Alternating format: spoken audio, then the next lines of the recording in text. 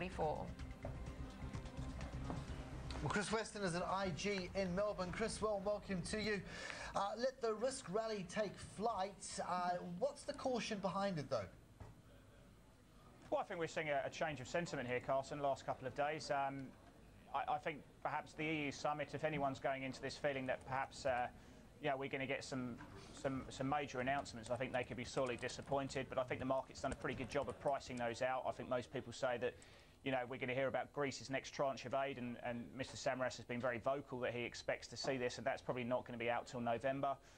Spain now has been talking very vocally, and I think probably the FT article has been resonating that Spain have pretty much already made up their mind that they are going to accept assistance from the OMT programme. They're also potentially going to get a precautionary credit line from the European Stability Mechanism as well, and I think that's really caused a lot of people to put the risk rally on. I think you can put into bed the fact that last few days we've seen some good US data, and that was exemplified last night, not just by the industrial production numbers out of the US, but also the ZEW confidence numbers out of Germany were really good in terms of the economic sentiment numbers, which improved improved a little bit as well. So, yeah, I think if you look in the currency markets, clearly the euro's had a really strong rally in the last couple of days. It pushed up this morning. It's taken out stops.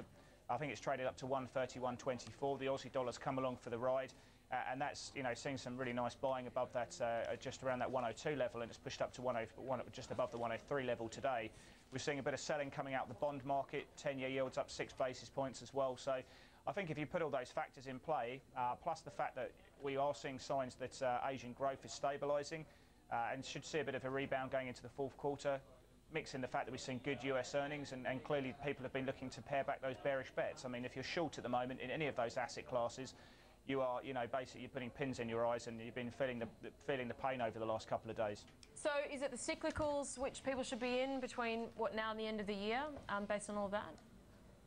Yeah, I saw an interesting note from Deutsche this morning in terms of their equity strategies, looking obviously from a bottom-up perspective, looking for the equity market here in Australia to be around 4,350 by year end. Now, obviously, that implies a decent pullback, and momentum at the moment is on the up. So, probably from a fundamental perspective, you can make an argument that certain asset classes, certain sectors here are looking a little bit lofty at the moment. But I still think the trend's very much up. The market's making higher highs and higher lows. It looks like we are seeing that change in sentiment. I mentioned a number of things which are getting better.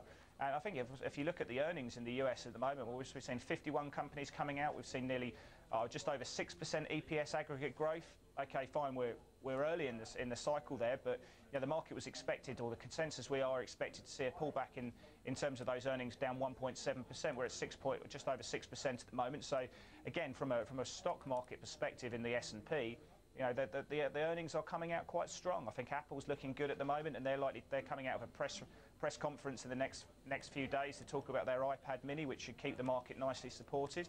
So I'm actually in the camp that with the Asian expansion, I think China will rebound and have a technical rebound going into the fourth quarter. That I'm certainly looking very favourably right now at the material space and the energy space as well. I think that's probably one of the place to be at the moment, and with low interest rates as well, you've got to still looking at those dividend paying stocks as well. So I actually would be a massive buyer of Deutsche's target of 43.50, and I think there's upside risk to that call in quite a big way. Thanking you, Chris. Got to leave it to one side. We'll talk soon. Thanks. All right, let's actually get another take on the risk of